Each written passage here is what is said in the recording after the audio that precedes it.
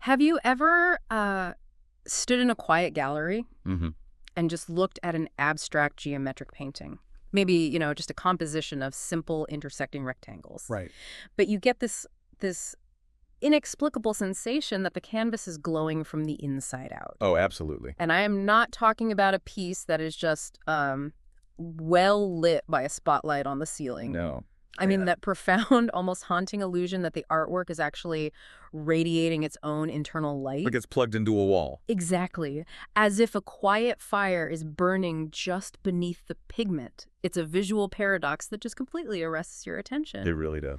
Because how do you create a fire out of flat geometry? That is the million-dollar question. It is. Yeah. So today, for this deep dive, we are going on an artistic espionage mission. I love that. Espionage. We're going to uncover the magnificent philosophy and technique that turns static shapes into something alive, breathing, and incandescent. It is a phenomenal topic. And what we are exploring today with you is a masterclass in intentionality. When you stand before a breathtaking abstract work, it is incredibly easy to mistake the final emotional impact for pure, unbridled spontaneity. Oh, for sure. You think they just threw paint at it. Right. You might think it is just a passionate burst of energy thrown onto the canvas in a moment of frenzy. But what we're going to uncover today is a universe of meticulous, brilliant planning. Yeah. It is the perfect marriage of ancient, almost scientific knowledge of pigments applied to a radically modern context. A completely modern context. We are looking at a disciplined architecture of light. And the brilliant insights we are diving into today come entirely from the phenomenal work of GRUPO RAIIM. Absolutely incredible work. It's a total privilege to walk through this with you all. So, okay, let's unpack this. Let's do it. The foundation.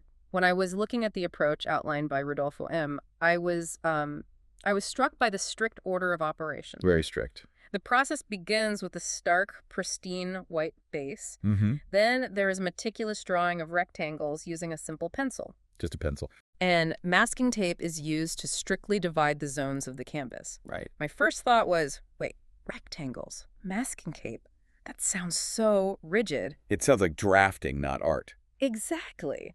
Why start with shapes that seem so static and predictable when the end goal is something that feels so alive? Well, what's fascinating here is how the maestro embraces the most stable, predictable shape, precisely to subvert your expectations. Subvert them how? The variation in the sizes of these rectangles and the precise calculated way the horizontal and vertical lines intersect.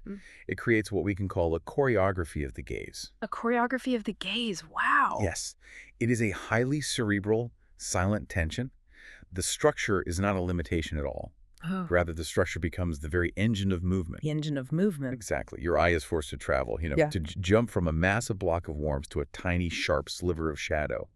The geometry is not there to trap the painting. It is there to guide you through it. That reframes the whole concept for me. It is not a cage, it is a pathway. Versus- But there is a hidden detail here that seems so critical. And honestly, I would have completely overlooked it if I hadn't learned about it from GRUPO RAIIM. The white base? Yes, that stark white base we mentioned. I always assumed painters just started on whatever canvas they bought from the store. A lot of people think that. But that white layer is applied with such specific intention. Why is that initial blank slate so important? It is incredibly easy to overlook, but if you skip that white base, the entire optical illusion falls apart. Really? Completely? Completely. You must understand that this white surface is the hidden sun of the painting. The hidden sun. It is the promise of light that makes every single subsequent step possible. So it's not just a primer. No, not at all. Hmm. If you were to start on a dark or even a neutral gray canvas, the entire optical engine of this method would stall. Wow. The white is the anchor of the luminosity. It is waiting there beneath everything to do its job. And its job is nothing short of miraculous. Which brings us to the actual application of color. This is where it gets really beautiful. Looking at the progression taught by the Gran Artista, there is a golden rule that shifts how you think about building an image. You must always, without exception, move from light to dark. Light to dark, always. First, there is an application of a highly diluted golden yellow, and that has to dry completely. Bone dry. Then, a diluted yellow ochre goes on top. And for anyone unfamiliar, yellow ochre is that earthy, slightly muted mustard yellow. The kind of color you see in natural clay. Exactly. He lets that dry completely too. And here is the word that completely shifted my perspective. Veladuras. Veladuras, glazes. Yeah. It sounds so poetic, but what exactly does it mean in practice? Well, if we connect this to the bigger picture, the use of veladuras is where this modern geometric abstraction suddenly shakes hands with the titans of the Renaissance. Renaissance. Yes. This is a centuries-old secret. When you look at the glowing, translucent skin in a portrait by Titian, Oh, gorgeous. or the infinite shadowy depths in a masterpiece by Rembrandt, you are looking at veladuras. That is wild. A glaze is an incredibly thin, transparent layer of pigment. By using this technique, the maestro is proving that the history of art is not a series of disconnected eras. Right. It is a rich toolkit. He is taking the exact same physical principles used to paint a 16th century nobleman and applying them to pure, abstract geometry. The physics of how that glow actually works is just staggering to me. It changed how I look at a painted surface. How so? Well, it is not like painting a wall in your house where the paint is opaque and just sits there blocking whatever's underneath. Right. That is a perfect distinction. To understand the science of the glow, you have to stop thinking of paint as an opaque covering and start thinking of it as colored stained glass. Stained glass. Okay. Because these layers of yellow and ochre are highly diluted and translucent, they act like microscopic windows. Mm-hmm. When you stand in the gallery, the ambient room light hits the canvas, but it does not stop at the surface. It goes right The through. photons literally travel through the transparent layers of yellow and ochre. The light penetrates the acrylic polymer until it hits that stark white base we talked about. The hidden sun. Exactly. That white base acts as a mirror. The light reflects off the white, travels back out through the colored layers, and finally hits your eye. So the light is taking a round trip inside the painting before we even perceive it. A complete round trip. It is an optical illusion, but it is entirely real physics. It is applied physics. And here's the modern twist that I just love. You mentioned the Renaissance masters. Those poor guys were working with oil paint. Oh, the drying time. Yes. They had to wait weeks, sometimes months, for a single layer of oil paint to dry in dusty studios With absolute monastic patience. before they could apply the next glaze. It is amazing to think that if Titian or Rembrandt had access to a $20 drugstore hairdryer, Our history might have moved twice as fast. right. Because today, the Grand Artista is using acrylics and a hairdryer to compress weeks of agonizing drying time into a single masterful afternoon. It is a brilliant adaptation of technology. But that efficiency requires intense mastery Why is that? because acrylic dries so fast. Especially when you hit it with heat, you cannot hesitate. Oh, I see. You must know exactly what you are doing before the brush even touches the canvas. And that brings us to the application itself. Because he is not just flatly tainting these layers like a machine. No, definitely not. She is manipulating them to ensure they have personality, depth, and texture. Right, because we have these flat, glowing layers of yellow and ochre. But if you look at the finished canvases from GRUPO RAIIM, you don't just see flat blocks of color. You see incredible transitions. You see these incredibly smooth, smoky gradients where a bright, warm light fades flawlessly into a deep, mysterious shadow. Yes. And here's where it gets really interesting. Oh, this part is brilliant. Naturally, I assumed he just mixed a middle color on a palette to create that transition. Like everyone does? Right. You put light on one side, dark on the other, and mix them in the middle. But no. Not at all. He doesn't mix colors on a palette to create that gradient. My brain practically short-circuited trying to understand how a gradient exists without mixing paint. It is sheer technical illusionism. What he is employing is a subtractive gradient. Subtractive. It subverts the entire traditional logic of painting, which is usually additive. As you said, normally you add light, you add dark, and you mix wet paint to bridge them. But the maestro does something profoundly different. He waits for his luminous light layers to dry completely. Again, bone dry. That is non-negotiable. Then he applies a highly diluted dark layer, something like a rich burnt umber. Which is a deep, earthy, shadowy brown. Exactly. He puts that directly over the dry light layer. And then comes the stroke of genius. This blew my mind. While that dark layer is still wet, he takes a humble damp rag and he begins to wipe the dark paint away. I love that technique so much. Think about that physical action for a second. It's very visceral. Imagine you are holding that damp rag. You aren't painting on the canvas anymore. You are wiping away the wet brown paint to reveal the dry yellow underneath. It is not painting. It is the archaeology of light. The archaeology of light, that is a fantastic way to frame it. The artist is acting like an archaeologist, excavating and sculpting the darkness to reveal the brilliant light that was already resting underneath.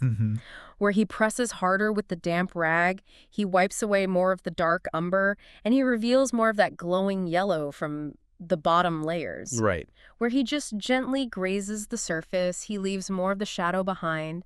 He is sculpting with a piece of cloth. And this raises an important question for anyone observing this process. Where does true innovation actually live? Yeah. Because when you look at the humility of the tools being used, it is remarkable. So simple. There are no wildly expensive exotic brushes at play here. The gran artista relies entirely on a common sponge, a rag, water, masking tape, and a hairdryer. That's it. That is his entire orchestra. And yet the symphony he produces is world-class. It really is. It proves that true complexity and innovation do not live in the tools. They live exclusively in the brilliant mind wielding them. Wow. A simple sponge, for instance, creates organic microtextures and subtle variations in the pigment that a perfectly smooth, expensive synthetic brush simply never could. Because it's too perfect. Exactly. The tool is humble, but the application is deeply sophisticated. It is the ultimate flex of pure creativity. He is taking the most basic, accessible items and using them to bend light to his will. Yes. So we have this glowing, textured gradient carefully excavated with a damp rag, but right now it is just a soft glow. It's beautiful, but it might be missing a certain punch. How does he take it from a soft glow to a blinding light? You have to introduce the opposite. Right. Looking at the dramatic final steps outlined by Rodolfo M., this is where the painting really leaps off the canvas. It really does. To make that light truly sing, the artist has to push the maximum contrasts. He takes the deepest, most crushing blacks he can muster. Pure darkness. And he places them strategically next to focal points of pure titanium white, which is the brightest, most opaque white you can get. And we must understand why this final push for intense contrast matters so much. Why is that? If you were to stop before adding those deep blacks, the yellows and the ochres would certainly be lovely. They would be pretty. Sure. But in the realm of high art, pretty is rarely the goal. Right. The deep blacks are what force those warm colors to scream their luminosity. Contrast is the motor of the drama. The motor of the drama. Without the heavy weight of the black, the light has nothing to define itself against. Think about it. A flashlight doesn't look impressive at noon. No, not at all. It only looks powerful in the dead of night.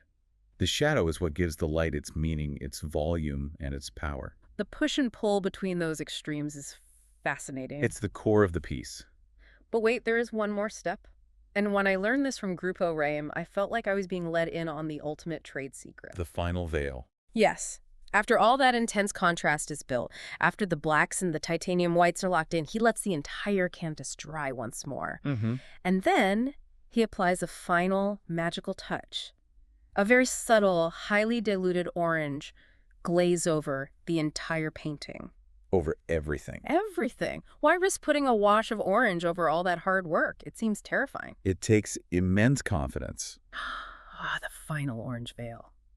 This is the mark of a true visionary. How so?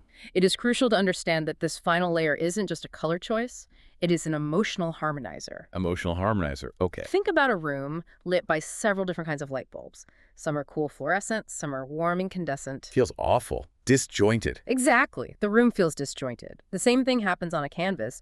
When you have stark whites, deep blacks, and varying shades of yellow and umber, the painting can sometimes feel slightly fragmented. Like separate parts. Right. But that delicate wash of orange acts exactly like the golden hour. Oh, I love the golden hour. When you step outside just before sunset, the light bathes everything. The trees, the concrete buildings, the asphalt.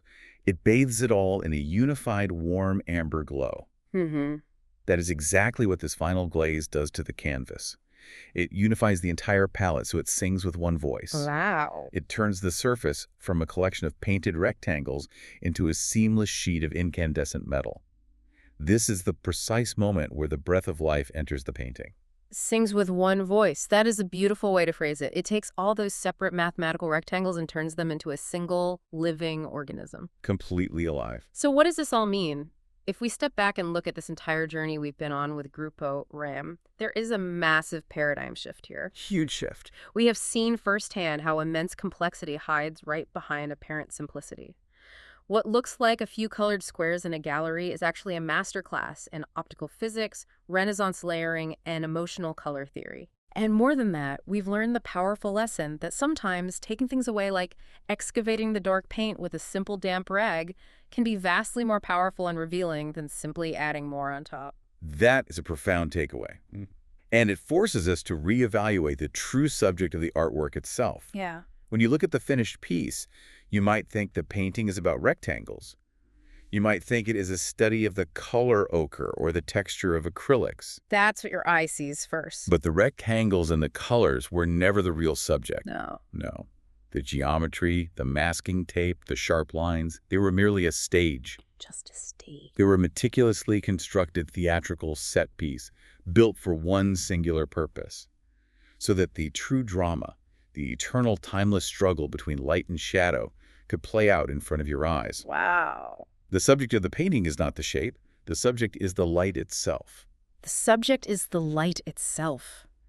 That thought is going to stay with me for a long time. It's powerful. It really is. And it brings us to a final thought for you to carry with you today. Next time you look at a complex system, or a seemingly simple piece of contemporary art in a museum, or even the highly structured, predictable rectangles of your own daily routine, Oh, that's good. ask yourself a question. Are you just looking at the surface shapes? Are you just seeing the rigid lines and the obvious colors? Or are you looking deeply enough to find the invisible inner light that gives the whole thing its soul? Beautifully said. Where is the hidden light in the structures around you, waiting to be excavated and revealed? Think about that. Keep looking for the glow, and we will catch you on the next deep dive.